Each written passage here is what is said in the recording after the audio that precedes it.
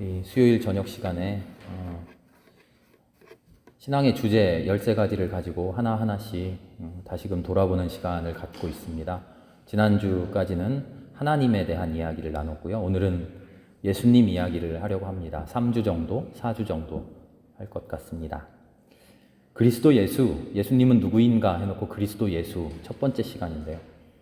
그리스도는 구원자, 구세주 이런 뜻입니다. 히브리어인 메시아, 히브리어로 되어 있는 메시아라는 말을 그리스어로 번역해 놓은 말입니다. 기름 부음 받은 사람, 하나님께 기름 부음 받은 사람. 구약 성경을 보면 하나님이 기름 부어주는 사람이 있잖아요. 왕, 사울왕, 다윗왕 세울 때 기름을 부어주잖아요. 또 예언자, 선지자를 세울 때 기름을 부어주고요. 왕이나 제사장, 선지자가 하나님의 기름 부음을 받습니다. 오늘날 지금 메시아 같은 어떤 구세주 그런 의미가 아니라 하나님께 선택된 사람, 하나님의 일을 인간이 대신하기 위해서 이 땅에서 하나님의 손 대신 우리 인간이 일하기 위해서 하나님의 선택을 받은 사람, 그것이 그리스도, 메시아라는 말이죠. 그런데 하나님의 일이라는 것을 한마디로 하면 하나님의 구원사역 아니겠어요? 하나님의 그 구원사역을 위해 선택된 사람, 하나님의 구원사역을 이 땅에서 행하는 사람, 그게 그리스도라는 말이죠. 그런데 그 그리스도가 예수다. 우리는 그렇게 고백하고 있는 겁니다. 예수 그리스도. 이름처럼, 한 이름처럼 부르잖아요. 예수 그리스도. 예수님이 그리스도다. 예수라는 인간이, 이 땅에 2000년 전에 사셨던 예수라는 인간이 그리스도라는 신적인 존재가 되셨다는 것. 그 인간의 삶이, 한 인간의 삶이 우리를 구원해 주었다는 것. 그래서 그 인간이 그냥 인간이 아니라 우리에게는 신이라는 것. 나를 구원하는 구원자가 되셨다는 것. 그렇게 내가 구원받았다는 것. 그것이 예수 그리스도라고 하는 이 6글자 속에 들어있는 우리의 고백입니다. 진짜일까? 진짜 이 예수가 진짜 그리스도인가? 진짜 이 예수가 나를 구원했는가? 진짜 이 예수에게 구원을 받아 내가 지금 구원받은 삶을 살아가고 있는가? 이게 우리의 신앙의 진짜 근본적인 질문이잖아요. 항상 이 질문을 붙들고 우리가 살아가잖아요. 이 고민을 하고 있는 것, 그것이 우리의 신앙이죠. 그리스도인, 그리스도교를 믿는 그리스도인의 신앙입니다. 예수가 나의 구원자가 되어 주었다. 어떻게 구원자가 되어 주셨는가? 진짜 구원받은 삶을 나는 어떻게 살아가고 있는가? 그 고민을 해나가는 겁니다. 이 고민의 과정에는요, 우리의 배움도 있고요. 성경 공부를 하기도 하고요. 우리 종교에 대해서 배우기도 하고요. 기도도 하고요. 여러 가지 과정으로 깨달음을 얻기도 하고요. 혹은 체험을 하기도 하죠. 1차적인 배움이고요. 2차적으로는 그 배움을 가지고 내가 결단하고 결심하고 각오하고 신앙의 실천을 하며 살아가죠. 그게 또 2차적인 배움이죠. 그런데 더 중요한 것은요, 나의 배움, 그 고민의 과정, 예수가 진짜 그리스도인가? 예수가 나에게 구원자가 되었는가? 구원받은 삶을 내가 살아가고 있는가 하는 그 고민 속에 나 혼자 하는 고민이 아니라 그 고민을 진지하게 해 나가면 이미 그 고민의 맨 처음부터 하나님이 함께 하고 계셨다는 것을 우리가 알게 된다는 거예요. 나 혼자 생각하고 나 혼자 머리를 쥐어 뜯으면서 예수라는 이 양반이 진짜 그리스도인가 하고 생각하는 게 아니라, 나 혼자 그렇게 알아낸 게 아니라, 나 혼자 그렇게 구원을 얻었구나 하는 게 아니라, 그 고민을 시작하기 맨 처음부터 그 고민 속에 하나님이 동참하고 계셨다는 거예요. 하나님께서 내 존재 속으로, 내 고민 속으로, 내 영 속으로, 내 마음 속으로 뚫고 들어오신다는 거예요. 그래서 그것이 나의 고민이 아니라 내 신앙이 깊어지다 보면 하나님과 우리의 고민이 돼요. 하나님과 나의 고민. 하나님과 나를 한데 묶어서 우리의 고민이 되는 거죠. 고민을 나 혼자 하던 때하고 하나님과 함께 하는 고민을 하는 그런 시기로 넘어가게 되면 그 고민의 차원이 달라져요. 하나님을 어떤 대상으로 생각하고 하나님이 나에게 무엇을 주실까? 하나님과 내가 어떤 것을 주고받을까? 신앙의 기브 앤 테이크 그런 정도의 신앙에서 하나님과 내가 우리가 되고 함께 고민하는 그 경지에 이르면 하나님께 무언가를 드리고 하나님께 무언가를 받고 하는 그런 신앙을 넘어서게 되죠. 하나님과 그냥 하나 되어 있는 그것으로 감사한 우리의 신앙적인 고민이 그렇게 상승하게 됩니다. 오늘 함께 읽은 마태복음서에 나오는 베드로의 고백, 이 고백이 바로 이런 과정을 보여줍니다. 13절부터 20절까지 나와 있는데요. 13절을 보니까 성경 말씀에는 별로 의미 없어 보이는 듯한 단어들이 툭툭 들어가 있을 때가 있어요. 복음서 같은 경우에. 그냥 제자들과의 사이에서 혹은 사람들과의 사이에서 어떤 일이 일어났는지만 얘기해주면 될 것 같은데 여기가 어느 동네였는지, 무슨 동네였는지, 벳바게였다 혹은 가버나움으로 가셨을 때의 일이다. 오늘은 뭐라고 되어 있죠? 빌립보의 가이사랴 지방으로 갔을 때의 일이다.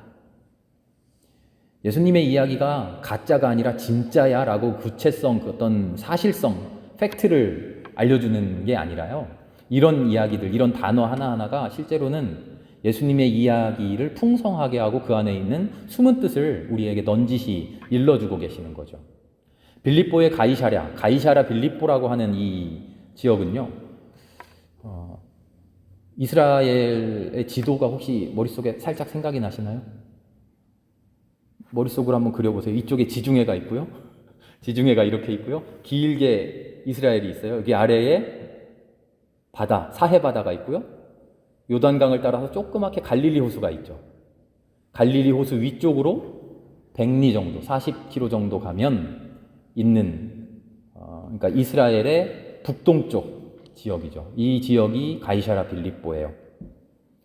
헤로당 기억나시죠? 예수님 태어나시기 그 이전 통치했던 헤로당. 헤로당이 죽고 나서 헤로당이 통치하던 지역을 여러 군데로 나눴어요. 4군데로 나눠서 그 자식들이 나눠서 통치를 했는데요. 그래서 나누어진 지역을 다스리는 왕이다. 그래서 분봉왕이라고 불러요. 분봉왕 빌립이 이 북동쪽 지역을 차지하고 있었는데 분봉왕 빌립이 로마 황제에게 자기의 충성심을 잘 보여주기 위해서 자기가 다스리던 지역의 가장 부유한 곳, 가장 좋은 지역에다가 도시를 세웠어요. 가장 아름다운 곳, 가장 풍요로운 곳, 거기다 도시를 짓고 그 이름을 황제에게 바친다. 황제가 뭐죠? 가이사 황제에게 바친다 해서 도시 이름을 가이사라라고 지었어요. 그런데 그냥 바친 게 아니라 내가 바쳤다. 누가? 빌립이 바쳤다. 그래서 가이사랴 빌립보라고 자기 이름, 황제의 이름 이렇게 붙인 거죠. 이 도시는 분봉왕 빌립이 다스리는 영토의 수도나 마찬가지였어요. 이스라엘 북쪽 지역의 정치의 중심지, 경제의 중심지, 문화의 중심지였어요. 애초에 자연환경도 매우 좋은 비옥한 곳이었어요. 이스라엘 지역의 상수, 식수 그런 물의 거의 한 몇십 프로 이상을 담당하는 곳이 이 지역이래요. 물이 풍부하고 비옥한 땅이었어요.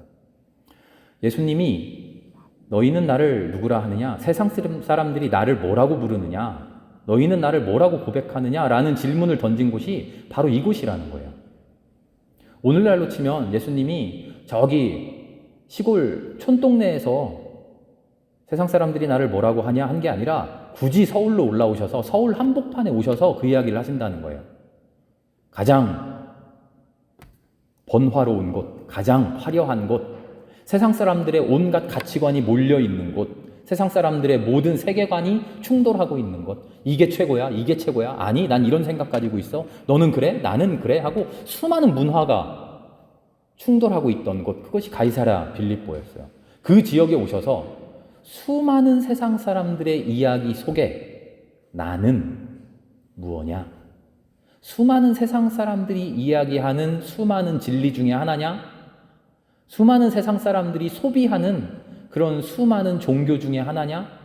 수많은 세상 사람들이 여기 갔다가 복 빌고 안 되면 여기도 가보고 미아리 누가 용하다더라 가봤더니 아니래 여기 동자가 더 낫대 그렇게 왔다 갔다 하는 수많은 종교 중에 하나냐? 세상 사람들은 뭐라고 이야기하느냐? 너는 뭐라고 이야기하느냐? 예수님은 지금 그 이야기를 하는 거죠. 세상의 가치관, 온갖 세상의 수많은 의미, 수많은 진리가 충돌하는 곳에서 너의 가치는 무엇인가? 제자들이 대답합니다. 사람들이 이렇게 말하더이다. 세례 요한이라고도 하고 엘리야라고도 하고 예레미야 혹은 예언자들 가운데 한 분이라고 말하더이다. 이런 거죠. 그런데 베드로는 뭐라고 대답합니까? 하나님의 아들 그리스도십니다. 이 사람들의 대답과 베드로의 대답의 차이는 뭘까요? 사람들의 대답과 베드로의 대답의 차이. 정답은 예수님은 그리스도야, 이게 정답인데 사람들은 몰랐고 베드로는 알았다, 그런 걸까요? 가이사랴 빌립보가 어떤 곳인가, 이게 지금 힌트예요. 세상 사람들은 자신들이 알고 있는 신앙의 한계 내에서, 자신들이 알고 있는 종교의 한계 내에서, 자신들이 꿈꿀 수 있는 비전의 그 한계 내에서, 인간적인 한계 내에서 할 수 있는 최선의 대답을 해요. 내가 알고 있는 최고 훌륭한 종교 위인? 가만 보자, 엘리야 아닌가? 가만 보자, 에레미야 아닐까? 아니야, 요즘 세례 요한이 제일 핫하다는데, 그런데 얼마 전에 죽었다지? 그 요한이 다시 살아난 거 아니야? 사람들은 자기 자신의 이상을, 자기 자신의 종교적인 열정을 예수님을 통해 고백을 하려고 하는데 그 수준이 자기가 이미 알고 있는 것, 거기에 매여 있어요. 그런데 베드로는 한 발 더 나아가는 거예요. 우리가 알지 못했던 분, 우리가 이제껏 경험해보지 못했던 분, 우리가 이제껏 만나보지 못했던 분, 바로 하나님의 아들 그분 아닙니까? 예수님께 그렇게 이야기하는 거죠. 전혀 새로운 대답이에요. 인간이 알 수 없는 대답. 서울에 수많은 가치가 있고 서울에 수많은 이야기가 있고 이런 이야기 저런 이야기 듣도 보도 못한 새로운 생각들이 막 넘쳐나는 이 서울에서 사람들이 할 수 있는 모든 이야기, 그것마저도 넘어선 분, 바로 그분이 예수 그리스도라는 거죠. 인간이 생각해낼 수 있는 모든 비전, 모든 이상, 모든 진리, 그 모든 것을 뚫고 하나님이 알려주셔야만 알 수 있는 진리, 그게 예수님이라는 거죠. 그래서 17절에 예수님이 이렇게 말씀하셔요. 베드로야, 너는 책을 많이 보고 정답을 잘 찾아냈구나. 그렇지 않아요. 뭐라고 하시냐면 너에게 이것을 알려주신 분은 사람이 아니라 하늘에 계신 나의 아버지시다. 우리가 예수님을 바라보면서 우리가 가져야 되는 신앙은요, 우리가 이미 알고 있던 세상에 대한 복, 우리가 이미 배워왔던 하나님을 믿으면 받게 되는 복, 우리가 이미 알고 있던 신앙이란 무엇인가, 우리가 이미 알고 있던 교회 다니는 사람은 이렇게 생활하지, 그런 게 아니라 하나님을 알게 되고 예수님을 알게 되면 그런 우리가 이미 알던 것을 넘어서는 하나님이 일러주는 지혜, 하나님이 일러주는 지식, 하나님이 일러주는 신앙, 그 차원으로 들어가야 된다는 거죠. 내가 알고 있던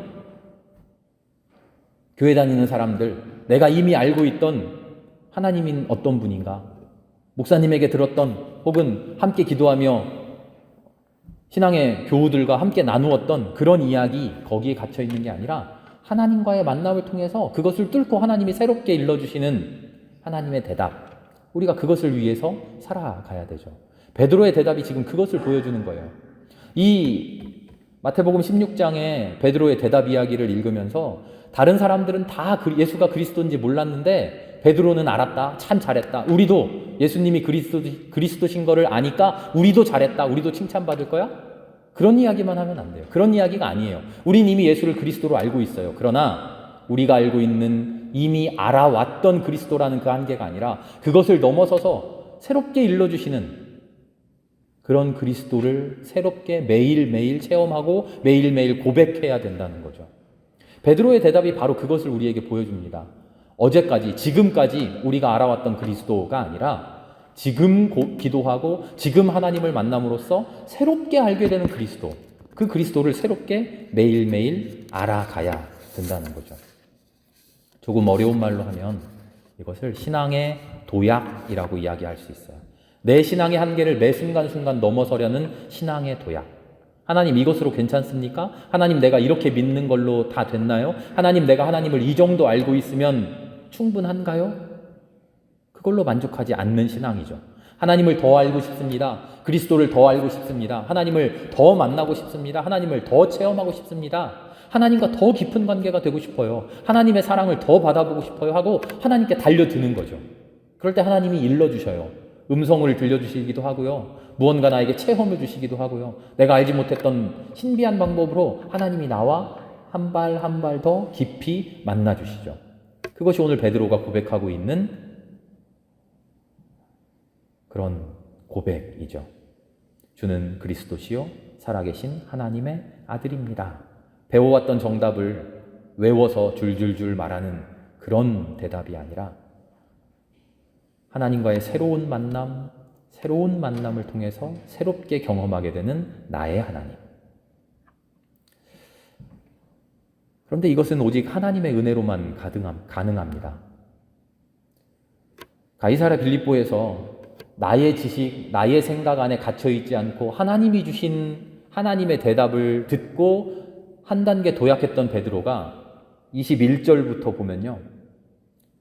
그런 베드로일지라도 자신의 생각 안에 갇혀있는 모습이 금방 나타나요. 내 생각 안에 딱 갇혀있으니까 예수님이 뭐라고 하시냐면 사탄아 내 뒤로 물러가라.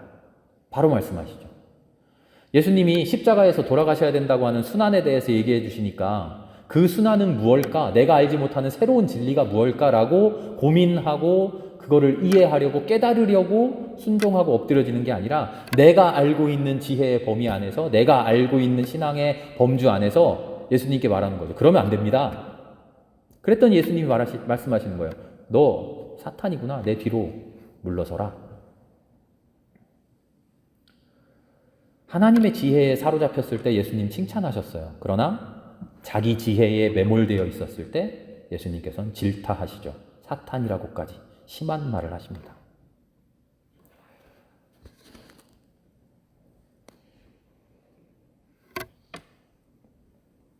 십자가에 돌아가시면 안 됩니다. 베드로가 말했을 때 사탄아 물러가라 라고 질책하셨던 예수님. 그럼 그 앞에 주는 그리스도시요 살아계신 하나님의 아들입니다 라고 대답했을 때는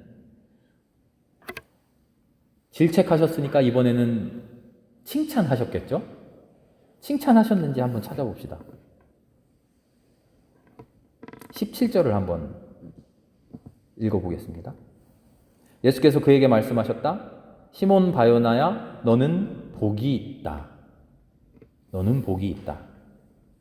베드로가 주는 그리스도시요 살아계신 하나님의 아들입니다 라고 하니까 예수님께서 그래 정답이다 잘 맞췄다 하지 않고요. 뭐라고 하셨냐면 너는 복이 있다 그러셔요. 참 잘했어요 하고 도장 딱 찍어주는 게 아니라 잘 맞췄어 100점 빨간색으로 이렇게 동그라미 쳐주는 게 아니라 너는 복이 있다. 하나님께 사로잡혔을 때 우리가 복이 있다는 거예요. 다시 질문을 드립니다. 여러분은 정답 맞추는 신앙 하실 겁니까? 아니면 정답 맞추고 참 잘했어요 도장 받는 신앙을 원하십니까? 아니면 복이 있는 사람 되고 싶습니까? 예수님이 베드로를 통해서 우리에게 일러주시는 것은 나는 그리스도야, 예수는 그리스도야, 그거 잘 맞춰서 나 예수가 그리스도인 거 잘 알고 있지? 나 정답 맞췄어? 이 신앙이 아니라 복받은 사람. 어떻게 복받아요? 하나님의 지혜에 사로잡혀서 내 지혜를 내려놓고 내 지혜만 가지고 예수님을 보면 예수님 십자가에 돌아가시면 안 돼요 라고 생각하지만 그런 지혜를 내려놓고 예수님 십자가에 가시겠다면 그게 예수님의 뜻이라면 그게 하나님의 뜻이라면 순종합니다. 예수님은 살아계신 하나님의 아들이죠. 예수님이 하시는 말이니까. 그런 신앙의 경지로 나갈 때 예수님이 우리에게 너는 복이 있다. 그런 태도가 우리의 신앙의 반석이 된다고 이야기하십니다. 그리고 그런 반석 위에 예수님을 믿는, 그리스도를 믿는 참된 교회가 세워진다고 하고요. 그런 신앙이 있을 때 땅에서 매면 하늘에서 매이고 땅에서 풀면 하늘에서 풀리는 하늘나라의 열쇠를 우리에게 주신다고 말씀하시죠. 이 말씀을 읽으면서 우리는 배워야 됩니다. 예수님은 그리스도시구나.